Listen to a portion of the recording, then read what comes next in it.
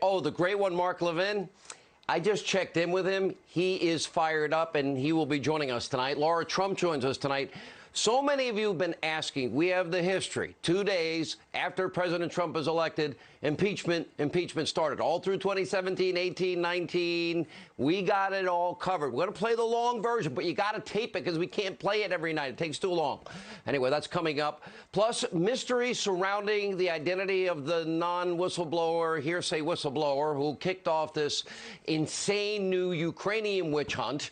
One report, Paul Sperry, Real Clear Investigations from Real Clear Politics, claiming that a Trump-hating deep state operative with close ties, to Joe Biden, and Trump hater, former CIA director, the corrupt Brennan, and staffers working for the compromised, corrupt, congenital liar Adam Schiff. Shocking.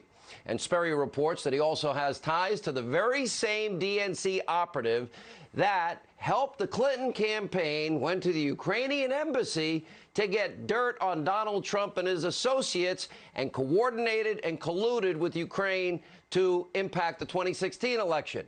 Now, we are now looking down the barrel of yet another national crisis, clearly orchestrated by the deep state, a hit job that will not go unchallenged. And let me be very clear here tonight. Because on this program, now, we're going to wait. We always give due process, presumption of innocence. We're not going to reveal the person's identity that everybody in Washington is talking about until we can independently confirm the facts. That's just fairness. Also, breaking moments ago, another star witness in, yes, the compromised, corrupt, congenital liar Schiff's secret Soviet-style impeachment coup attempt just again obliterated Democrats' narrative. That's why they're doing it behind closed doors. They're getting the crap beat out of them every night. I talked to my sources, another disastrous day for Democrats, and that's why they're staying behind closed doors. That's why they're using the Soviet-style impeachment proceeding, and Democrats are all giddy. Remember Lieutenant Colonel Vindman's interpretation of the call, but we don't really need his interpretation. Well, his boss testified today and literally obliterated and blasted his interpretation and story out of the water today, and more importantly, destroyed the phony lie and narrative that the mob and the media has been pushing, that the transcript was changed. Top national security official, yeah, he was the boss, his name is Tim Morrison. He testified nothing illegal took place during the president's call with Ukraine. Quote, "I want to be clear. I was not concerned that anything illegal was discussed." He also interestingly said that the public transcript of the conversation accurately and completely reflects the substance of the call. Wow, that blows the whole thing out of the water. And Morrison reportedly testified that he was concerned the contents of the call would be leaked to the media. Shocking, for pretty good reason, because only this president has already had multiple conversations, let's see, with prime ministers, presidents, heads of state leaked. This has not happened to any other president. So, of course, he was suspicious. You would think this testimony from a key top official would cause at least some of the so-called moderate Democrats, they say they're moderate, to put the brakes on the impeachment madness and psychosis and rage against Trump, but not a chance, because today, despite Morrison's remarks, only 2 Democrats voted to give a green light to the corrupt, compromised, and that's who Adam Schiff is, congenital liar. He's been lying to us for 3 years, Adam Schiff.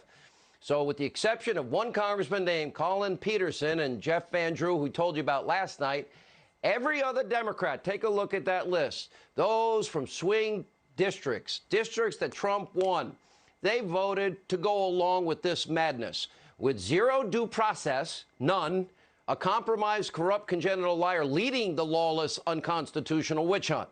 Many of the lawmakers on your screen, they all ran on a partisan platform, bipartisan platform.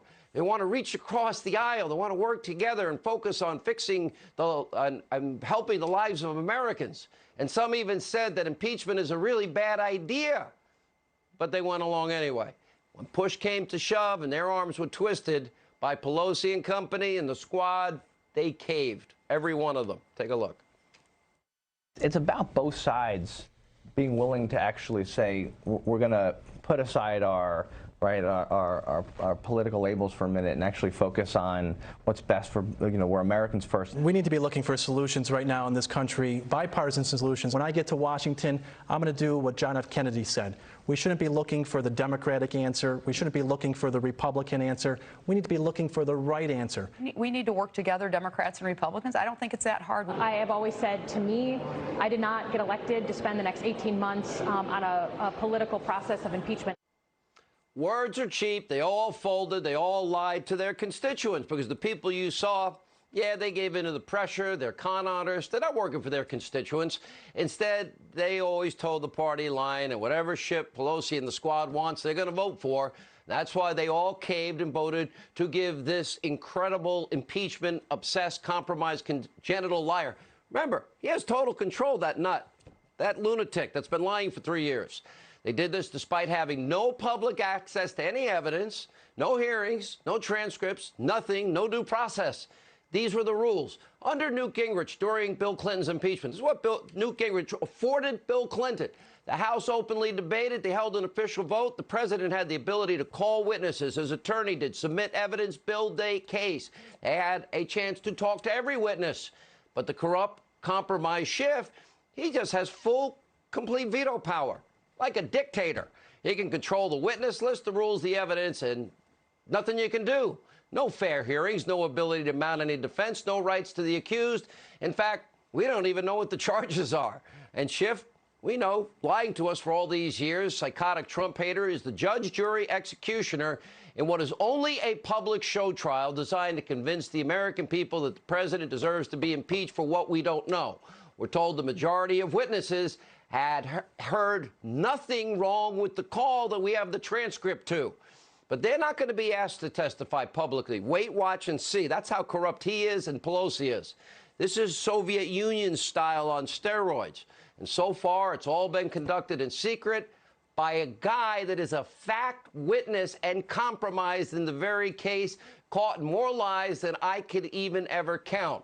A guy who's a totally compromised individual himself, because his office, remember, we know they were coordinating with the whistleblower from the beginning.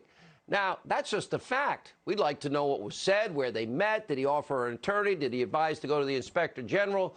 Because, like we said, there are reports revealing that this whistleblower's name and identity was anti-Trump, pro-Biden, a deep state operative, friends with Brennan, with a penchant for leaking. On this program, we're going to independently verify all the information, but what we do know already is chilling. Partisan Democrat colluded with Schiff's office. We need to know what happened. That also, this individual supports Biden and worked for the, Brennan. We're going to learn a lot about Brennan. Trust me, we're learning a lot about Brennan in the days and weeks to come.